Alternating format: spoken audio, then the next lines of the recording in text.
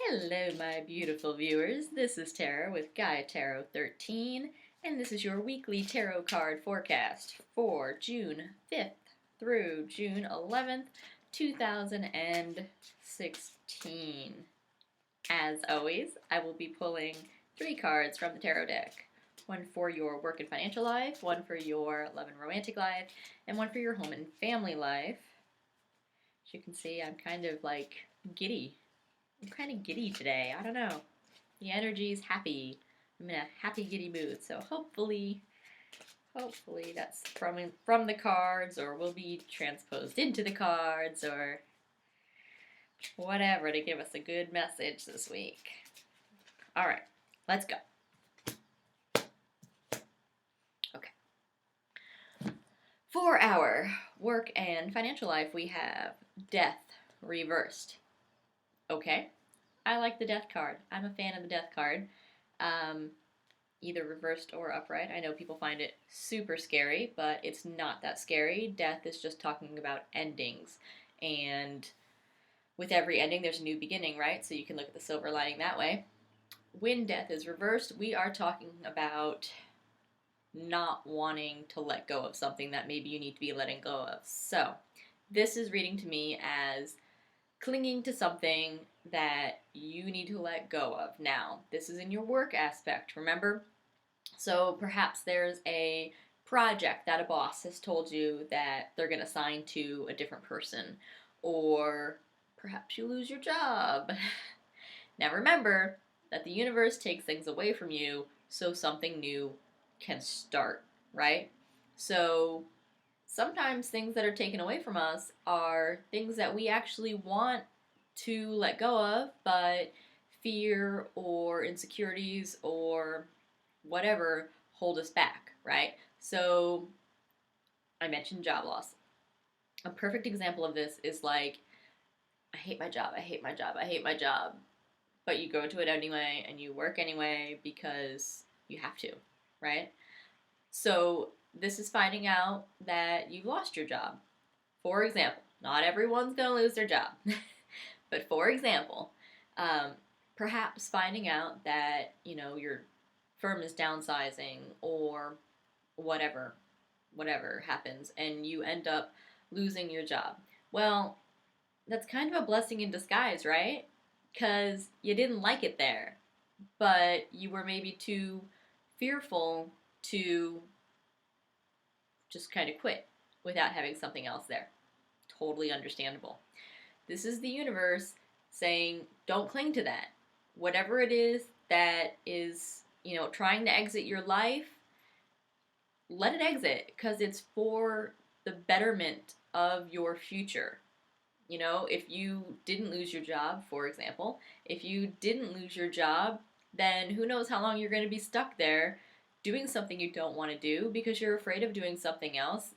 And so if you lost your job, this is you clinging to that and saying like, no, I can't believe I lost my job. I need that job. Instead of, as you should be saying it, which is, I'm so glad I'm free of this now, right? I have opportunities now to do so many other things, whether it's a different firm in the same field because the firm you were at was not something you liked, or whether it's a different field altogether. It's all those opportunities are in front of you. You need to see those opportunities instead of clinging to what you know, assuming it's better just because it's what you know. So that's what we've got this week. Don't cling on to something that needs to leave.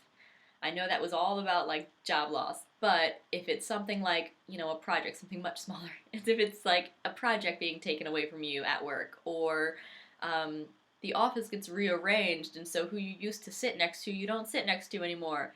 Know that, which could be good or bad, right? Know that whatever is trying to leave your life is leaving your life for a purpose, and don't try to hold on to it. Don't try to resist change just because you're afraid of the unknown. In your love life, we have Judgment. Upright. This is telling you to rise to the challenge. That's the best way I have to put that.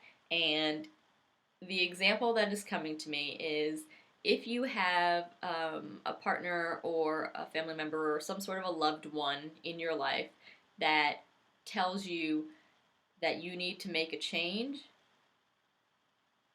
don't negate that. Try to listen to it, try to implement the change, evaluate it. Of course, if it's like not a change for the better, it's not something you want to listen to, right? But if they're like, wow, you're super critical, maybe you should try to stop being so critical, or seeing things with an open mind, or not judging others so much, or whatever they're trying to say to you, whatever they're trying to tell you is to try and help you. It's trying to better you. Or so instead of just being like, well, don't negate what they're saying. So like, no, I'm not critical. I just see things realistically, right? Like, so don't come from that negative space and negate what they're saying, and throw it away. Validate what they're saying. Like, I can see that sometimes I'm really critical. I can see where you're coming from on that, and rise to the challenge. And so, because of that, I'm taking what you're saying, I'm internalizing it, I'm understanding, and because of that, I'm going to try and work on that. Do you see like the two different ways that you can respond to that, and how one's really defensive and negative and undermining of the other person when they're just giving you some sort of constructive criticism to try to help you grow as a person? And the other one is coming at it like, I acknowledge that you are telling me your truth and you are trying to help me grow as a person, and I validate it, and I will try to integrate that into, my path from here on out. Super healthy way to handle it. So that's what this is saying this week. If a loved one comes to you and gives you some sort of like criticism or judgment or something that's trying to help better you, don't get defensive and take it in that lower place. Rise to the challenge. Take what they're saying, listen to what they're saying, validate it, right? Because we all want to be validated in what we're saying. Validate what they're saying, and then think about integrating it and taking it for what it is, which is constructive criticism. In your home and family life, we have the Star card upright. Now, this is really vibing to me on healing familial relationships. I'm getting a big sense of healing from this, and since it is in the home and family life, that's the message. Whether it's in your direct home or whether it is your extended family, we've all got stuff, right? We've all got baggage, we've all got stuff in our past and things that aren't so great, with, either extended family, direct family, whatever. We've all got that, like, quintessential one person that comes over for Thanksgiving and everyone's always like, Bob's coming, Try to heal that, right? You might have more than one of those people in your life. Try to heal that if you've got that going on right now. This is talking about healing relationships with your family members, and it's not necessarily, well, it isn't for them. It's for you. Because when you heal, you come to terms with yourself and you can move forward whole. Otherwise, you've got, not that you're not whole, but you've always got, kind of, think of it like a black smudge.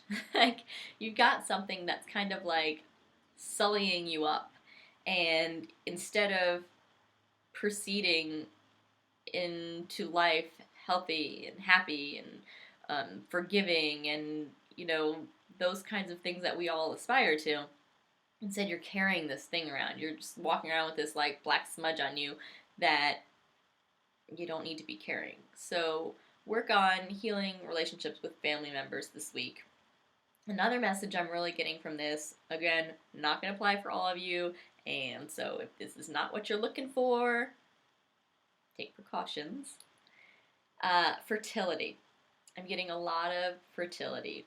And not like fertility like your business is going to grow. Fertility like, if you're not interested in getting pregnant, take precautions. Because That's very possible this week. Some pregnancies are very possible this week for some of my viewers. And that's absolutely what I'm getting from this too. Family and fertility and growth. So keep an eye out for that. Good news for those of you who are looking to get pregnant. This week is a good week to try that. So thanks so much for watching. Thanks for liking, sharing, and subscribing to my YouTube page. If you want to get a personal reading with me, the only way to do so is through my website, which is GaiaTarot13.com. Be sure to follow me on Facebook, Instagram, Twitter, Tumblr, where I pull a tarot card every day, reading the energy of that specific day. Thanks so much for watching, guys, and we'll see you next time.